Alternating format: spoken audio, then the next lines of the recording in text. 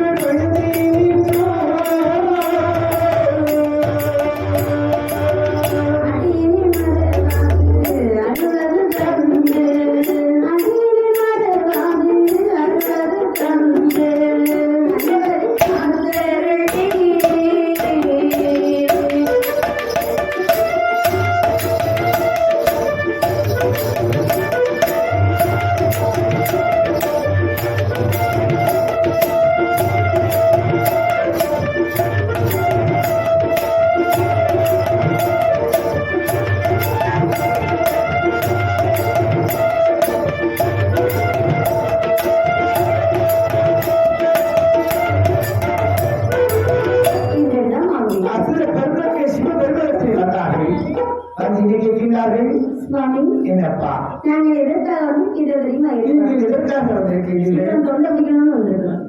ஆசிரியர்களே, என்ன என்ன அதன் காரணம் சுவாமி என்ன? நாங்கள் வந்து தேவாலயங்களை போல நடை திரை மூப்பு பொடி சாத்தலம் அணுகாமல் வாழ வேண்டும் இறைவா. அவர்களை போல வாழ வேண்டும் என்றால் ஏதாவது வழிமுறைகள் என்பதெல்லாம் ஆசிரியர்களே, நீங்கள் சாதாரண வேலையிலிருந்து ஆசை வந்து விட்டது. இந்த பாருங்க, என்ன நீங்க சாதாரண இருக்க வேண்டுமானா ஆனால் நீங்க தெய்வாவுக்கு சாப்பிட வேண்டும். இல்லை என்றால் சேவாவர்கள் எந்த நிலையில் கிடைக்கும்? அது வீட்டிலேயோ கதையில் கிடைக்கிற சாதாரண பொருள் அல்லப்பா. எங்கு கிடைக்கும்? 5ஆம் கலைய திருப்பாளர் சென்று நீங்கள் அதை கடலை கிடைந்தால் தெய்வாமிடம் பிறக்கும். தினம் அமிழ்த்தி எடுத்து உயிர்களையானால் ஆனால் நீங்கள் சாகாமல் பாடலாம். சுவாமி என்ன தேவாமிரம் திருப்பால் கடலை விளக்கம் என்று சொல்லிவிட்டீர்கள். நாங்கள் கன்னியாக சென்று தேவாமிரம் விளைந்தால் தேவாமிரம் விளக்குமா இறைவா? தனிமரம் கேட்பாகுமா? அப்படியானா நீங்கள் தெய்வாதி தேவர்களை கொண்டு அமிர்தம் கலைந்து வாருங்கள். அப்படியே அதற்கு ஆகட்டும் என்று அசர்கள் மக்களும் சேர்ந்து தேவர்களிடத்தில் வருகின்றார்கள். ஆனால் தேவர்கள் மதுர்களும் 5ஆம் உலகை திருப்பால் கடலுக்கு வந்தார்கள். சரி அவர்கள் செய்தார் வாருங்கள். எப்படி அமர்தம் வருகிறார் வாருங்கள். எப்படி அப்படியே இருக்கையிலே அசர்கள் தேவர்களோ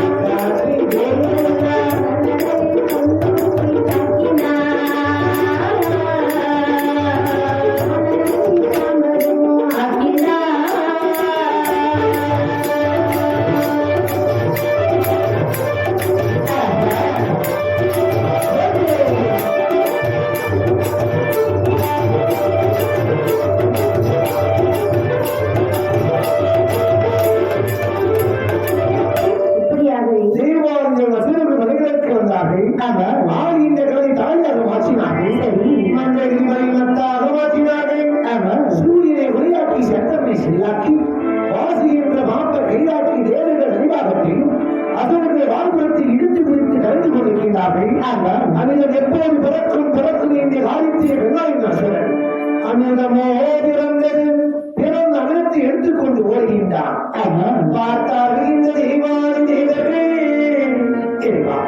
பாடுபட்டவர்கள் நம்ம இருக்கும்போது இந்த பொல்லாத அசுர அமைத்து கொண்டு சென்றுவிட்டார் என்று இந்த தேவாதிகள் யாரையும் அமைத்து வழிபட்டுக் கொண்டிருக்கின்றார்கள். எப்படி எப்படி